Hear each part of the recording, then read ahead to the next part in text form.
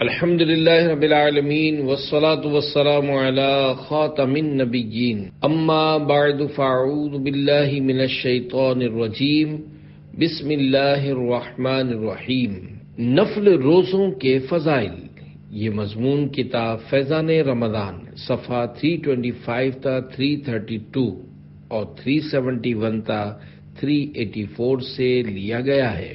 دعائے عطار، یا اللہ پاک جو کوئی 21 صفحات کا رسالہ نفل روزوں کے فضائل پڑھ یا سن لے، اسے فرائض کے ساتھ ساتھ نفل نمازیں پڑھنے اور نفل روزے رکھنے کی بھی سعادت نصیب فرما، آمین بجاہ خاتم النبیین صلی اللہ علیہ وآلہ وسلم۔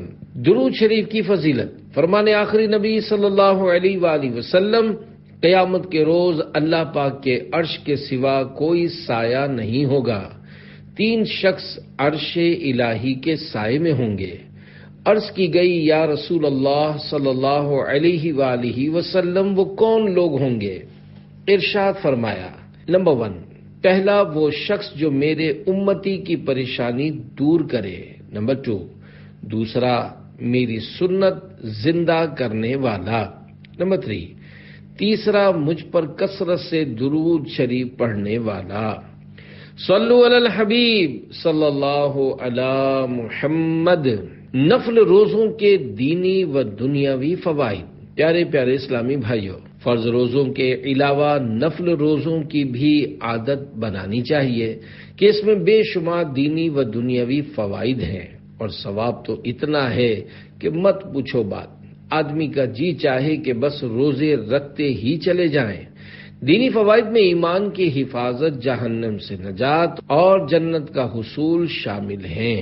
اور جہاں تک دنیاوی فوائد کا تعلق ہے تو دن کے اندر کھانے پینے میں صرف ہونے والے وقت اور اخراجات کی بچت، پیٹ کی اصلاح اور بہت سارے امراض سے حفاظت کا سامان ہے۔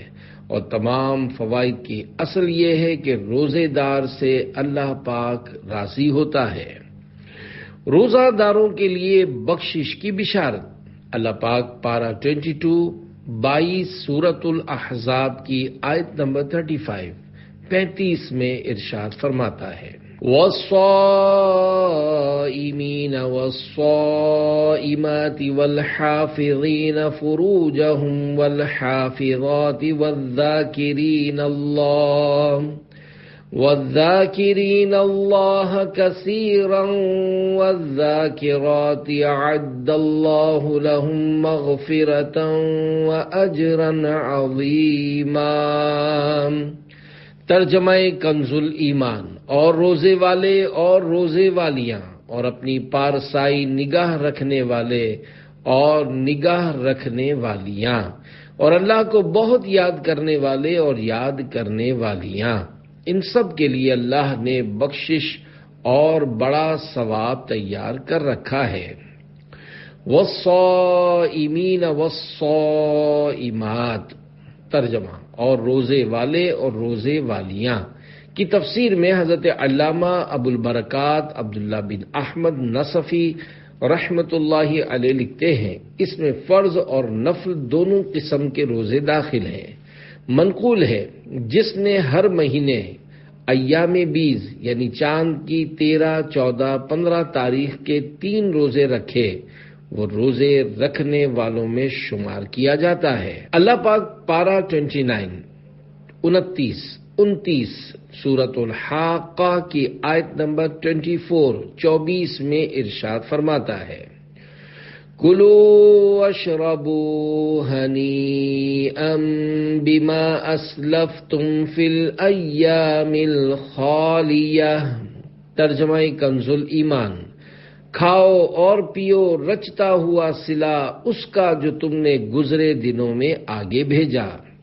حضرت شاہ عبدالعزیز محدث دہلوی رحمۃ اللہ علیہ آیت کریمہ کے اس حصے گزرے ہوئے دنوں کے تحت لکھتے ہیں، یعنی دنیا کے دنوں میں سے گزشتہ دنوں میں یا ان دنوں میں جو کہ کھانے اور پینے سے خالی تھے، اور وہ رمضان المبارک کے روزوں کے دن ہیں، اور دوسرے مسنون روزوں کے ایام جیسے ایام بیض یعنی چاند کی 13، 14، 15 تاریخ عرفہ یعنی 9 ذوالحجۃ الحرام کا دن، روز عاشوراء پیر کا دن، جمعرات کا دن اور شب برات کا دن وغیرہ۔ حضرت امام مجاہد رحمۃ اللہ علیہ فرماتے ہیں فی الایام الخالیہ، گزرے ہوئے دنوں میں سے مراد روزوں کے دن ہیں۔ اب مطلب یہ ہوا کہ تم کھاؤ اور پیو اس کے بدلے میں جو تم نے روزے کے دنوں میں اللہ پاک کی رضا میں خود کو کھانے پینے سے روکا، لہذا جنت میں کھانا پینا دنیا میں کھانے پینے سے رکنے کا بدل ہو جائے گا۔ ماہ رمضان مبارک کے 13 حروف کی نسبت سے نفلی روزوں کے فضائل پر 13 فرامین مصطفیٰ صلی اللہ علیہ وآلہ وسلم۔ نمبر 1، جنت کا انوکھا درخت، جس نے ایک نفل روزہ رکھا اس کے لیے جنت میں ایک درخت لگا دیا جائے گا جس کا پھل انار سے چھوٹا اور سیب سے بڑا ہوگا، وہ شہد جیسا میٹھا اور خوش ذائقہ ہوگا۔ اللہ پاک بروز قیامت روزہ دار کو اس درخت کا پھل کھلائے گا۔ نمبر 2، 40 سال کا فاصلہ دوزخ سے دوری، جس نے ثواب کی امید رکھتے ہوئے ایک نفل روزہ رکھا اللہ پاک اسے دوزخ سے 40 سال کی مسافت کے برابر دور فرما دے گا۔ نمبر 3، دوزخ سے 50 سال کی مسافت تک دوری، جس نے رضا الہی کے لیے ایک دن کا نفل روزہ رکھا تو اللہ پاک اس کے اور دوزخ کے درمیان ایک تیز رفتار سوار کی 50 سالہ مسافت یعنی فاصلے تک دور فرما دے گا۔ نمبر 4، زمین بھر سونے سے بھی زیادہ ثواب، اگر کسی نے ایک دن نفل روزہ رکھا اور زمین بھر سونا اسے دیا جائے، جب بھی اس کا ثواب پورا نہ ہوگا، اس کا ثواب تو قیامت ہی کے دن ملے گا۔ نمبر 5، جہنم سے بہت زیادہ دوری، جس نے اللہ پاک کی راہ میں ایک دن کا فرض روزہ رکھا اللہ پاک اسے جہنم سے اتنا دور کر دے گا جتنا 7 زمینوں اور آسمانوں کے مابین یعنی درمیان فاصلہ ہے، اور جس نے ایک دن کا نفل روزہ رکھا اللہ پاک اسے جہنم سے اتنا دور کر دے گا جتنا زمین و آسمان کا درمیانی فاصلہ ہے۔ نمبر 6، کوا بچپن تا بڑھاپا اڑتا رہے یہاں تک کہ جس نے ایک دن کا روزہ اللہ پاک کی رضا حاصل کرنے کے لیے رکھا اللہ پاک اسے جہنم سے اتنا دور کر دے گا جتنا کہ ایک کوا جو اپنے بچپن سے اڑنا شروع کرے یہاں تک کہ بوڑھا ہو کر مر جائے۔ نمبر 7، روزے جیسا کوئی عمل نہیں، حضرت ابو امامہ رضی اللہ عنہ فرماتے ہیں میں نے عرض کی یا رسول اللہ صلی اللہ علیہ وآلہ وسلم مجھے ایسا عمل بتائیے جس کے سبب جنت میں داخل ہو جاؤں۔ فرمایا روزے کو خود پر لازم کر لو کیونکہ اس کی مثل کوئی عمل نہیں۔ راوی کہتے ہیں حضرت ابو امامہ رضی اللہ عنہ کے گھر دن کے وقت مہمان کی آمد کے علاوہ کبھی دھواں نہ دیکھا گیا، یعنی آپ دن کو کھانا کھاتے ہی نہ تھے، روزہ رکھتے تھے۔ نمبر 8، روزہ رکھو تندرست ہو جاؤ گے، سومو تصحو، یعنی روزہ رکھو تندرست ہو جاؤ گے۔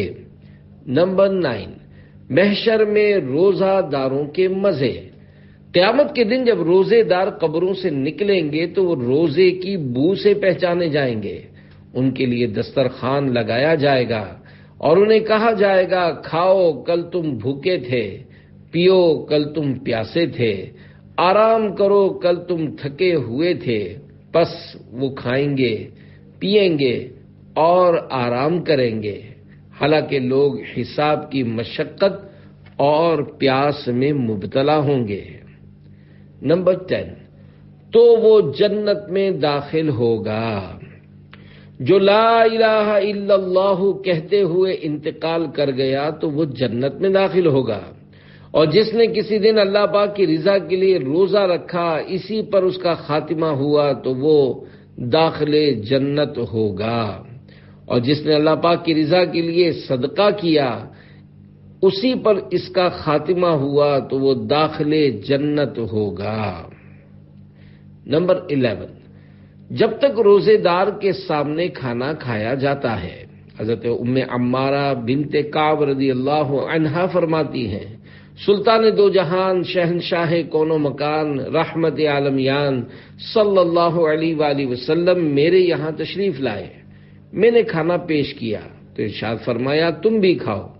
میں نے عرض کی میں روزے سے ہوں، تو فرمایا جب تک روزے دار کے سامنے کھانا کھایا جاتا ہے فرشتے اس روزہ دار کے لیے دعائے مغفرت کرتے رہتے ہیں۔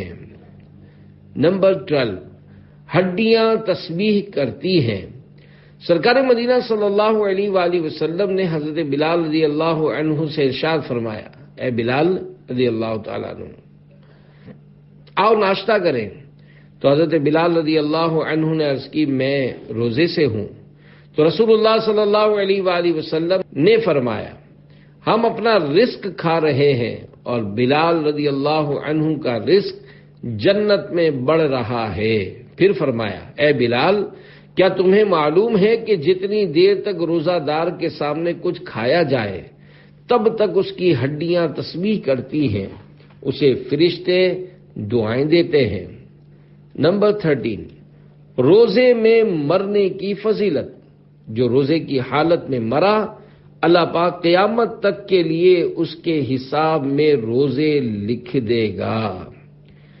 نیک کام کے دوران مرنے کی سعادت، خوش نصیب ہے وہ مسلمان جسے روزے کی حالت میں موت آئے، بلکہ کسی بھی نیک کام کے دوران موت آنا اچھی بات ہے، مثلا باوضو یا دوران نماز مرنا، سفر مدینہ کے دوران روح قبض ہونا، دوران حج مکہ مکرمہ مینا مزدلفہ یا عرفات شریف میں انتقال، دعوت اسلامی کے سنتوں کی تربیت کے مدنی قافلے میں عاشقان رسول کے ہمراہ سنتوں بھرے سفر کے دوران دنیا سے رخصت ہونا، یہ سب عظیم سعادتیں ہیں جو کہ صرف خوش نصیبوں کو حاصل ہوتی ہیں۔ اس سلسلے میں صحابہ کرام علیہم رضوان کی نیک تمنائیں بیان کرتے ہوئے حضرت خیثمہ رضی اللہ عنہ فرماتے ہیں صحابہ کرام علیہم رضوان اس بات کو پسند کرتے تھے کہ کسی اچھے کام مثلا حج، عمرہ، غزوہ یعنی جہاد اور رمضان کے روزے وغیرہ کے دوران موت آئے۔ کالو چاچا کی ایمان افروز وفات۔ نیک کام کے دوران موت سے ہم آگوش ہونے کی سعادت صرف مقدر والوں کا حصہ ہے۔ اس ضمن میں عاشقان رسول کی دینی تحریک دعوت اسلامی کے اجتماعی سنت اعتکاف کی ایک مدنی بہار ملاحظہ فرمائیے اور زندگی بھر کے لیے دعوت اسلامی کے دینی ماحول سے وابستہ رہنے کا عزم مصمم کر لیجئے۔ مدینۃ الاولیاء احمد آباد شریف گجرات الہند کے کالو چاچا عمر تقریباً 60 سال، رمضان مبارک 1425 سنہ ہجری 2004 سنہ عیسوی کے آخری عشرے میں شاہی مسجد شاہ عالم احمد آباد شریف میں معتکف ہو گئے۔ یوں تو یہ پہلے ہی سے مدنی ماحول سے وابستہ تھے، مگر عاشقان رسول کے ساتھ اعتکاف پہلی ہی بار کیا تھا۔ اعتکاف میں بہت کچھ سیکھنے کا موقع ملا اور ساتھ ہی 72 نیک اعمال میں سے پہلی صف میں نماز پڑھنے کی ترغیب والے دوسرے نیک عمل پر عمل کا خوب جذبہ ملا۔ 2 شوال المکرم یعنی عید الفطر کے دوسرے روز سنتوں کی تربیت کے 3 دن کے مدنی قافلے میں عاشقان رسول کے ہمراہ سنتوں بھرا سفر کیا۔ مدنی قافلے سے واپسی کے 5 یا 6 دن بعد یعنی 11 شوال المکرم 1425 سنہ ہجری 24 نومبر 2004 کو کسی کام سے بازار جانا ہوا۔ گو مصروفیت تھی مگر تاخیر کی صورت میں پہلی صف فوت ہونے کا خدشہ تھا، لہذا سارا کام چھوڑ کر مسجد کا رخ کیا اور اذان سے قبل ہی مسجد میں پہنچ گئے۔ وضو کر کے جو ہی کھڑے ہوئے فوراً گر پڑے۔ کلمہ شریف اور درود پاک پڑھتے ہوئے ان کی روح قفس عنصری سے پرواز کر گئی۔ انا للہ و انا الیہ راجعون۔ سبحان اللہ، جس کو مرتے وقت کلمہ شریف پڑھنے کی سعادت نصیب ہو جائے، انشاءاللہ الکریم اس کا قبر و حشر میں بیڑا پار ہے۔ چنانچہ نبی رحمت شفیع امت مالک جنت صلی اللہ علیہ وآلہ وسلم کا فرمان جنت نشان ہے، جس کا آخری کلام لا الہ الا اللہ ہو وہ داخل جنت ہوگا۔ مزید دعوت اسلامی کے دینی ماحول کی برکت سنیے۔ انتقال کے چند روز بعد ان کے فرزند نے خواب میں دیکھا کہ والد مرحوم سفید لباس میں ملبوس، سر پر سبز امامہ شریف کا تاج سجائے مسکراتے ہوئے فرما رہے ہیں، بیٹا دعوت اسلامی کے دینی کاموں میں لگے رہو کہ اسی دینی ماحول کی برکت سے مجھ پر کرم ہوا ہے۔ موت فضل خدا سے ہو ایمان پر، مدنی ماحول میں کر لو تم اعتکاف، رب کی رحمت سے جنت میں پاؤ گے گھر، مدنی ماحول میں کر لو تم اعتکاف۔ صلو علی الحبیب صلی اللہ علی محمد۔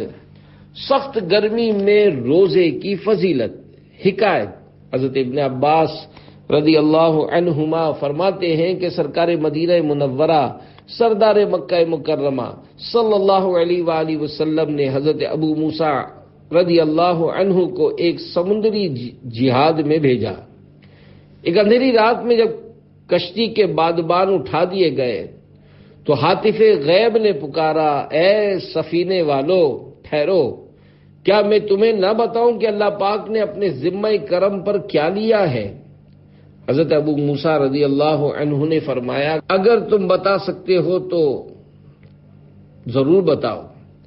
اس نے کہا، اللہ پاک نے اپنے ذمہ کرم پر لے لیا ہے کہ جو شدید گرمی کے دن اپنے آپ کو اللہ پاک کے لیے پیاسا رکھے، اللہ پاک اسے سخت پیاس والے دن یعنی قیامت میں سیراب کرے گا۔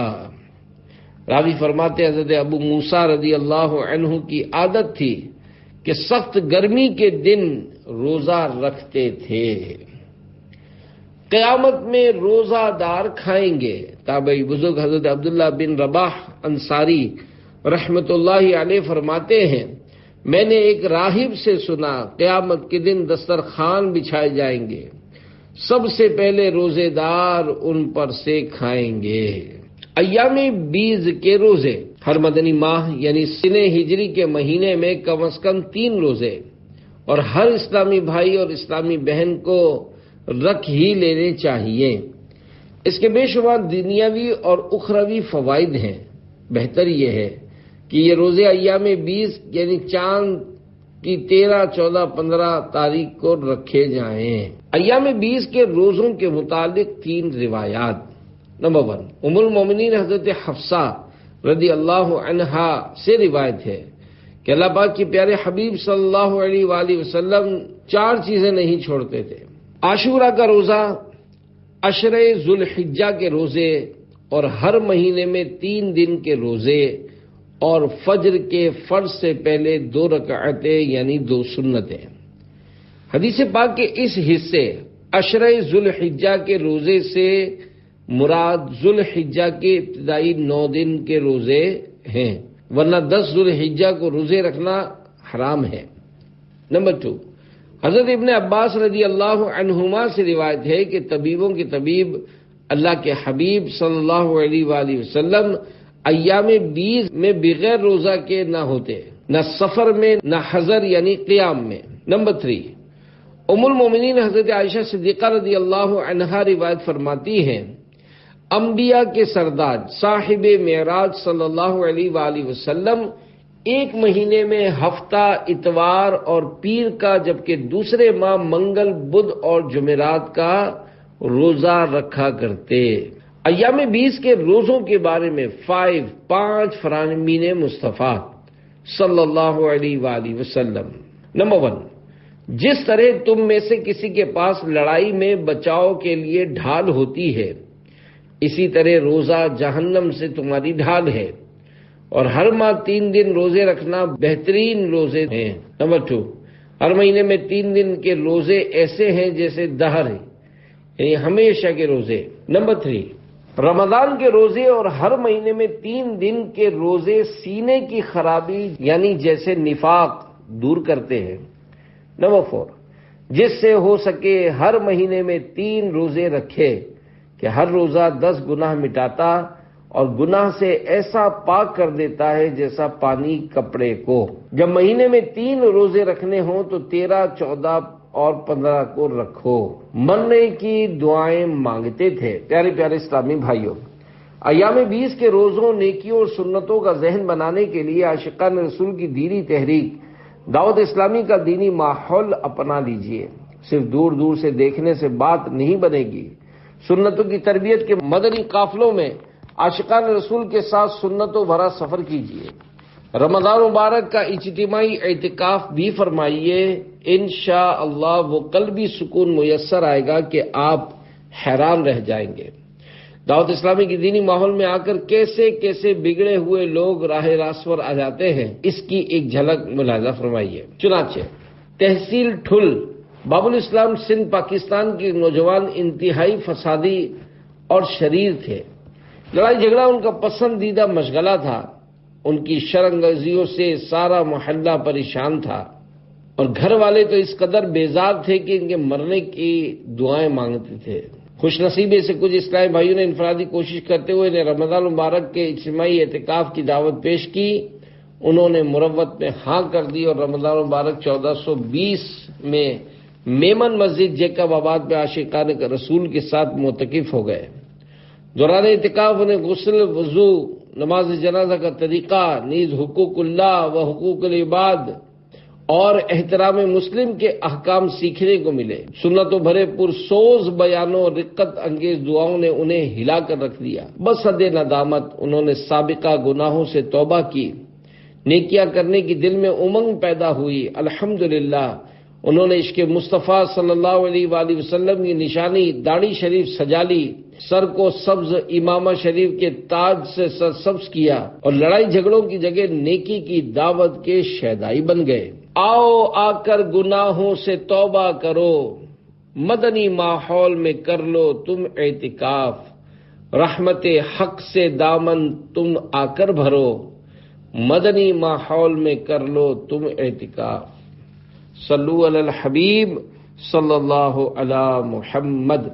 مصطفیٰ کے 5 حروف کی نسبت سے پیر شریف اور جمعرات کے روزوں کے متعلق 5 روایات۔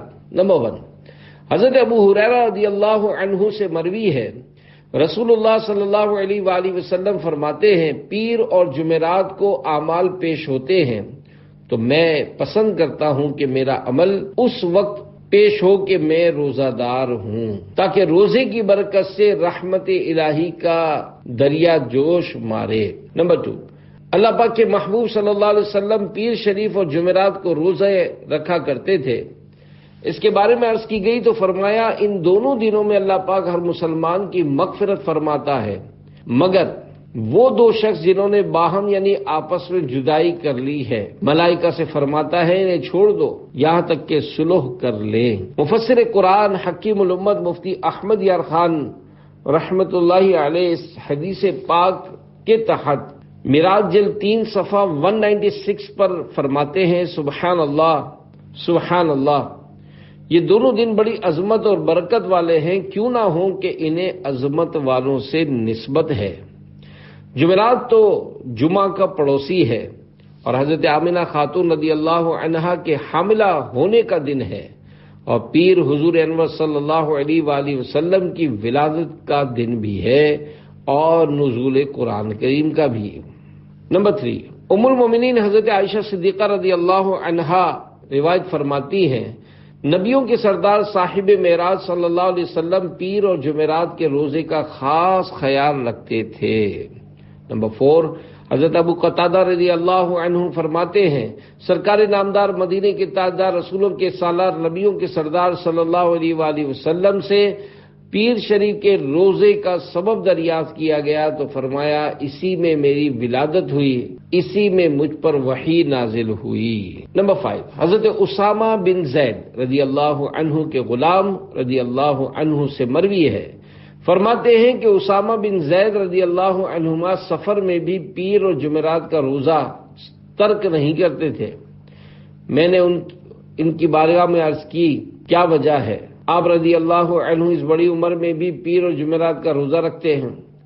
فرمایا رسول اللہ صلی اللہ علیہ وسلم پیر اور جمعرات کا روزہ رکھا کرتے تھے۔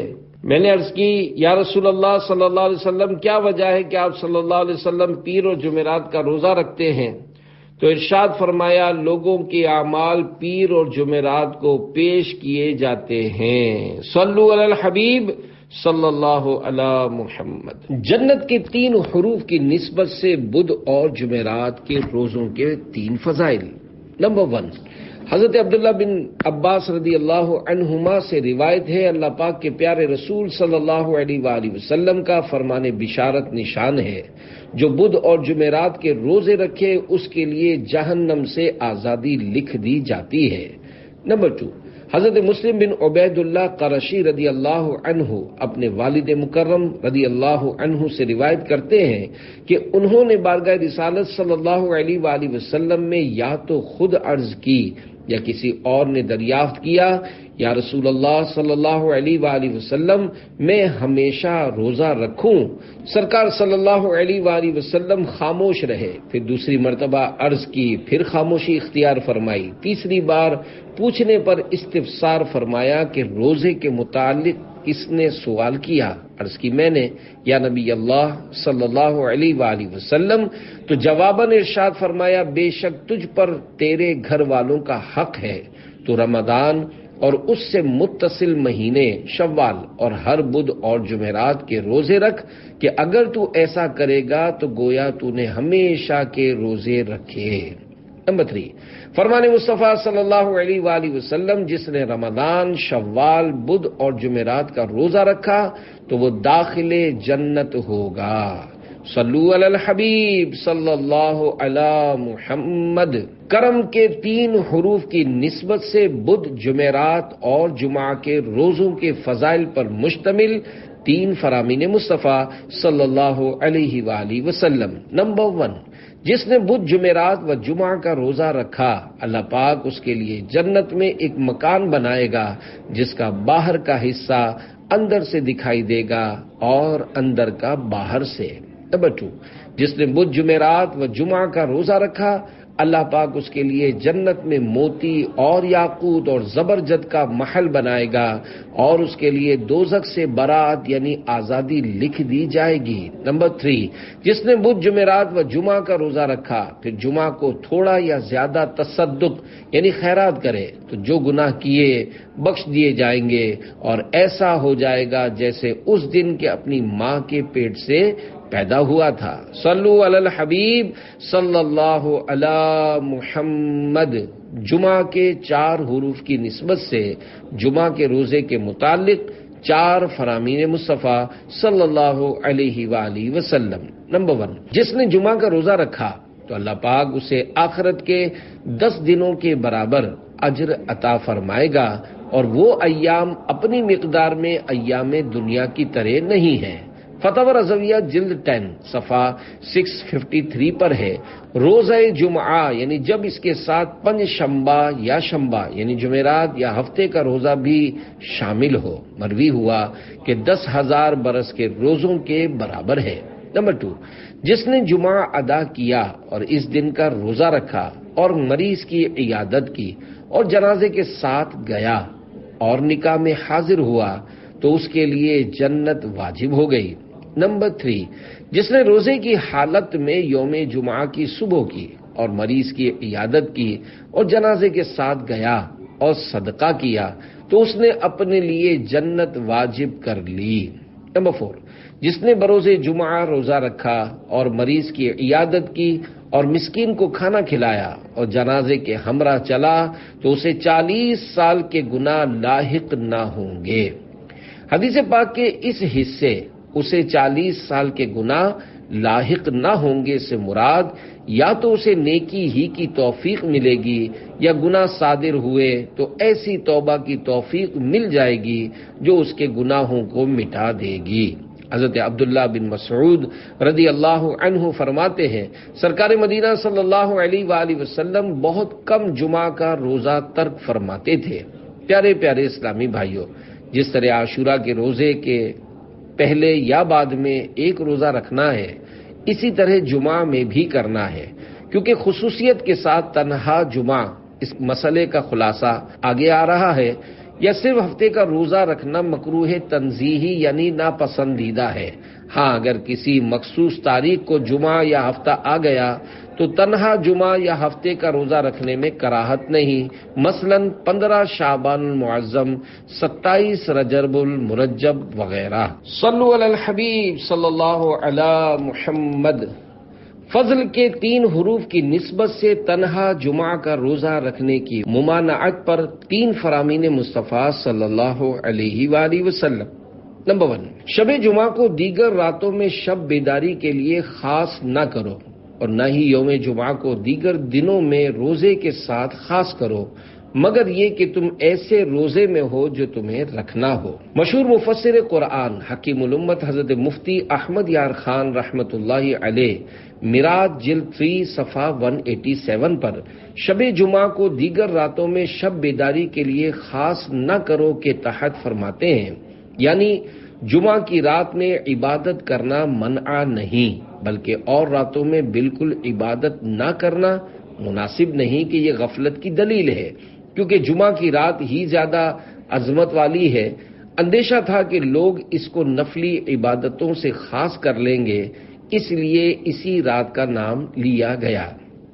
نمبر 2، تم میں سے کوئی ہرگز جمعہ کا روزہ نہ رکھے مگر یہ کہ اس کے پہلے یا بعد میں ایک دن ملا لے۔ نمبر 3، جمعہ کا دن تمہارے لیے عید ہے، اس دن روزہ مت رکھو مگر یہ کہ اس سے پہلے یا بعد میں بھی روزہ رکھو۔ احادیث مبارکہ سے معلوم ہوا کہ تنہا جمعہ کا روزہ نہ رکھنا چاہیے، مگر یہ ممانعت صرف اسی صورت میں ہے جبکہ خصوصیت کے ساتھ جمعہ ہی کا روزہ رکھا جائے۔ اگر خصوصیت نہ ہو، مثلا جمعہ کے روز چھٹی تھی، اس سے فائدہ اٹھاتے ہوئے روزہ رکھ لیا تو کراہت نہیں۔ مشہور مفسر قرآن حکیم الامت حضرت مفتی احمد یار خان رحمۃ اللہ علیہ میراج جلد 3 صفحہ 187 پر فرماتے ہیں، مثلا کوئی شخص ہر 11ویں یا 12ویں تاریخ کو روزہ رکھنے کا عادی ہو اور اتفاق سے اس دن جمعہ آ جائے تو رکھ لے، اب خلاف اولا بھی نہیں۔ روزہ جمعہ کے متعلق ایک فتویٰ۔ اس ضمن میں فتاوی رضویہ مخرجہ جلد 10 صفحہ 559 سے معلوماتی سوال جواب ملاحظہ ہوں۔ سوال: کیا فرماتے ہیں علماء دین اس مسئلے میں کہ جمعہ کا روزہ نفل رکھنا کیسا ہے؟ ایک شخص نے جمعہ کا روزہ رکھا، دوسرے نے اس سے کہا جمعہ عید المومنین ہے، روزہ رکھنا اس دن میں مکروہ ہے، اور باصرار بعد دوپہر کے روزہ توڑوا دیا اور کتاب سر القلوب میں مکروہ ہونا لکھا ہے دکھلا دیا۔ ایسی صورت میں روزہ توڑنے والے کے ذمے کفارہ ہے یا نہیں، اور توڑوانے والے کو کوئی الزام ہے یا نہیں؟ الجواب: جمعہ کا روزہ خاص اس نیت سے رکھنا کہ آج جمعہ ہے، اس کا روزہ بالتخصیص یعنی خصوصیت سے رکھنا چاہیے، مکروہ ہے، مگر نہ وہ کراہت کے توڑنا لازم ہوا، اور اگر خاص بنیت تخصیص نہ تھی تو اصلاً کراہت بھی نہیں۔ اس دوسرے شخص کو اگر نیت مکروہہ پر اطلاع نہ تھی، جب تو اعتراض ہی سرے سے حماقت ہوا، اور روزہ توڑوا دینا شرع پر سخت جرت، اور اگر اطلاع بھی ہوئی جب بھی مسئلہ بتا دینا کافی تھا، نہ کہ روزہ توڑوانا، اور وہ بھی بعد دوپہر کے، جس کا اختیار نفل روزے میں والدین کے سوا کسی کو نہیں۔ توڑنے والا اور توڑوانے والا دونوں گناہ گار ہوئے، توڑنے والے پر قضا لازم ہے، کفارہ اصلاً یعنی بالکل نہیں۔ واللہ تعالی اعلم۔ صلو علی الحبیب صلی اللہ علی محمد۔ ہفتہ اور اتوار کے روزے۔ حضرت ام سلمہ رضی اللہ عنہا سے مروی ہے کہ رسول اللہ صلی اللہ علیہ وآلہ وسلم ہفتے اور اتوار کا روزہ رکھا کرتے اور فرماتے، یہ دونوں یعنی ہفتہ اور اتوار مشرکین کی عید کے دن ہیں، اور میں چاہتا ہوں کہ ان کی مخالفت کروں۔ تنہا ہفتے کا روزہ رکھنا منع ہے۔ چنانچہ حضرت عبداللہ بن بسر رضی اللہ عنہ اپنی بہن رضی اللہ عنہا سے روایت کرتے ہیں کہ رسول اللہ صلی اللہ علیہ وآلہ وسلم نے ارشاد فرمایا، ہفتے کے دن کا روزہ فرض روزوں کے علاوہ مت رکھو۔ حضرت امام ابو عیسیٰ ترمذی رحمۃ اللہ علیہ فرماتے ہیں کہ یہ حدیث حسن ہے، اور یہاں ممانعت سے مراد کسی شخص کا ہفتے کے روزے کو خاص کر لینا ہے کہ یہودی اس دن کی تعظیم کرتے ہیں۔ صلو علی الحبیب صلی اللہ علی محمد۔ اے شہنشاہ مدینہ کے 13 حروف کی نسبت سے روزہ نفل کے 13 مدنی پھول۔ نمبر 1، ماں باپ اگر بیٹے کو نفل روزے سے اس لیے منع کریں کہ بیماری کا اندیشہ ہے تو والدین کی اطاعت کرے۔ نمبر 2، شوہر کی اجازت کے بغیر بیوی نفل روزہ نہیں رکھ سکتی۔ نمبر 3، نفل روزہ قصدن شروع کرنے سے پورا کرنا واجب ہو جاتا ہے، اگر توڑے گا تو قضا واجب ہوگی۔ نمبر 4، نفل روزہ جان بوجھ کر نہیں توڑا بلکہ بلا اختیار ٹوٹ گیا، مثلا عورت کو روزے کے دوران حیض آ گیا تو روزہ ٹوٹ گیا مگر قضا واجب ہے۔ نمبر 5، نفل روزہ بلا عذر توڑنا ناجائز ہے۔ مہمان کے ساتھ اگر میزبان نہ کھائے گا تو اسے یعنی مہمان کو ناگوار گزرے گا، یا مہمان اگر کھانا نہ کھائے تو میزبان کو اذیت ہوگی، تو نفل روزہ توڑنے کے لیے یہ عذر ہے، بشرط یہ کہ یہ بھروسہ ہو کہ اس کی قضا رکھ لے گا، اور یہ بھی شرط ہے کہ ضحوہ کبریٰ سے پہلے توڑے، بعد کو نہیں۔ نمبر 6، والدین کی ناراضی کے سبب عصر سے پہلے تک نفل روزہ توڑ سکتا ہے، بعد عصر نہیں۔ نمبر 7، اگر کسی اسلامی بھائی نے دعوت کی تو ضحوہ کبریٰ سے قبل نفل روزہ توڑ سکتا ہے مگر قضا واجب ہے۔ نمبر 8، اس طرح نیت کی کہ کہیں دعوت ہوئی تو روزہ نہیں اور نہ ہوئی تو ہے، یہ نیت صحیح نہیں، بہرحال روزہ دار نہیں۔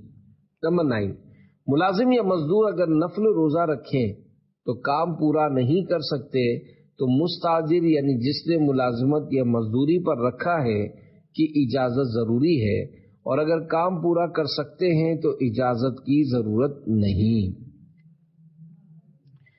نمبر 10، طالب علم دین اگر نفل روزہ رکھتا ہے تو کمزوری ہوتی، نیند چڑھتی اور سستی کے سبب طلب علم دین میں رکاوٹ کھڑی ہوتی ہے تو افضل یہ ہے کہ نفل روزہ نہ رکھے۔ نمبر 11، حضرت داؤد علیہ السلام ایک دن چھوڑ کر ایک دن روزہ رکھتے تھے، اس طرح روزے رکھنا صوم داؤدی کہلاتا ہے، اور ہمارے لیے یہ افضل ہے، جیسا کہ رسول اللہ صلی اللہ علیہ وآلہ وسلم نے ارشاد فرمایا، افضل روزہ میرے بھائی داؤد علیہ السلام کا روزہ ہے کہ وہ ایک دن روزہ رکھتے اور ایک دن نہ رکھتے اور دشمن کے مقابلے سے فرار نہ ہوتے تھے۔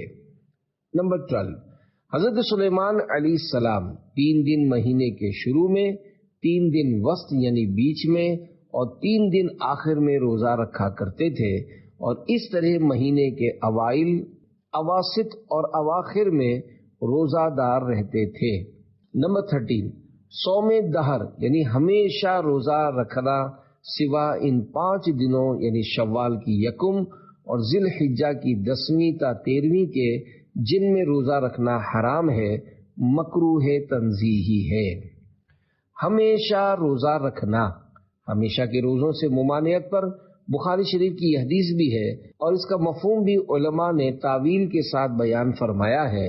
چنانچہ فرمان مصطفیٰ صلی اللہ علیہ وآلہ وسلم، لا صام من صام الدہر، یعنی جو ہمیشہ روزہ رکھے اس نے روزے رکھے ہی نہیں۔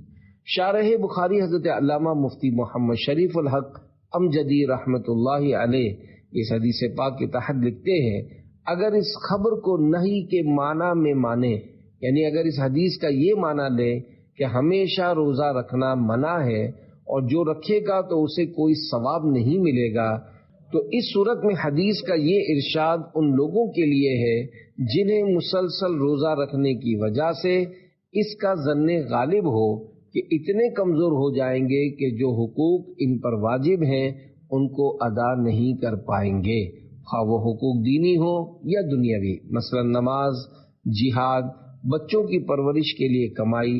اور پہلی صورت سے ہٹ کر دوسری صورت یہ بنتی ہے کہ اگر مسلسل روزہ رکھنے کی وجہ سے اگر ان روزہ داروں کا ظن غالب ہو کہ حقوق واجبہ تو کما حق ہو یعنی مکمل طور پر ادا کر لیں گے، مگر حقوق غیر واجبہ ادا کرنے کی قوت نہیں رہے گی، ان کے لیے روزہ مکروہ یا خلاف اولا ہے۔ اور جنہیں اس کا ظن غالب ہو کہ صوم دہر یعنی ہمیشہ روزہ رکھنے کے باوجود تمام حقوق واجبہ، مسنونہ، مستحبہ کما حق ہو یعنی مکمل طور پر ادا کر لیں گے، ان کے لیے کراہت بھی نہیں۔ بعض صحابہ کرام جیسے ابو طلحہ انصاری اور حمزہ بن عمرو اسلمی رضی اللہ عنہما صوم دہر یعنی ہمیشہ روزہ رکھتے تھے، اور حضور اقدس صلی اللہ علیہ وآلہ وسلم نے انہیں منع نہیں فرمایا۔ اسی طرح بہت سے تابعین اور اولیاء کرام سے بھی صوم دہر یعنی ہمیشہ روزہ رکھنا منقول ہے۔ یا رب مصطفیٰ ہمیں زندگی، صحت اور فرصت کو غنیمت جانتے ہوئے خوب نفل روزے رکھنے کی سعادت عنایت فرما، انہیں قبول بھی کر ہمیں بے حساب بخش دے، اور ہمارے پیارے پیارے محبوب صلی اللہ علیہ وآلہ وسلم کی ساری امت کی مغفرت فرما، آمین بجاہ خاتم النبیین صلی اللہ علیہ وآلہ وسلم۔ صلو علی الحبیب صلی اللہ علی محمد۔